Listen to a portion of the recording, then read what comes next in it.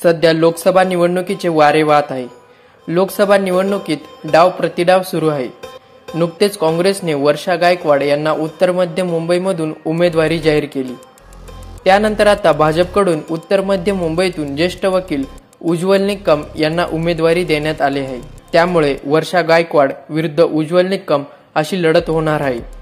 राज्य आणि देश पातळीवर गाजलेले अनेक महत्त्वाचे खटले लढविणारे विशेष सरकारी वकील उज्ज्वल निकम मुंबईतून लोकसभेच्या रिंगणात उतरत आहे।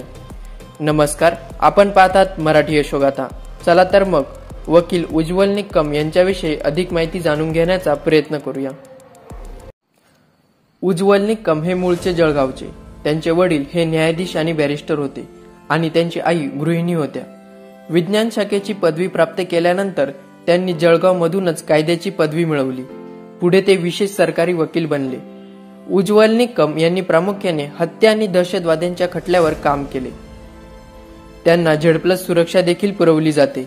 1993चा मुंबई बॉम्बस्फोट, गुलशन कुमार खून प्रकरण, प्रमोद महाजन हत्या प्रकरण आणि 2008च्या मुंबई हल्ल्यातील संशयित व्यक्तींवर खटला चालवण्यास त्यांनी मदत केली। 2016 कोपर्डी हत्या प्रकरणात ते विशेष सरकारी वकील होते।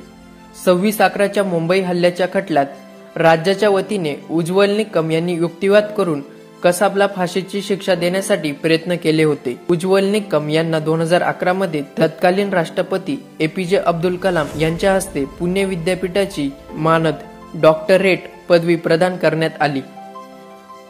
उज्ज्वल निकम म्हणजेच गुन्हेगाराला शिक्षा नक्की हे सूत्र ठरलेलंच असतं।